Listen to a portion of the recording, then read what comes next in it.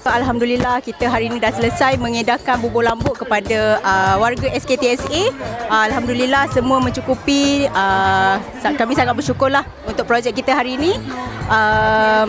Diharap akan datang kita boleh buat lagi program yang macam ni. Terima kasih semua pada yang membantu, yang menyumbang tenaga. Terima kasih banyak-banyak. Salam Ramadan, selamat Hari Raya.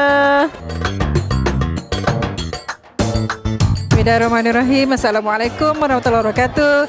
Salam Ramadan Karim. Saya mewakili seluruh warga SK Taman Sri Andalas merakamkan ucapan terima kasih kepada PIBG, SK Taman Sri Andalas dan juga KSIB yang telah hari ini kita melaksanakan satu projek bubur lambuk sepenuhnya tajaan daripada PIBG. Tahniah PIBG, anda memang hebat, terbaik. Selamat Hari Raya.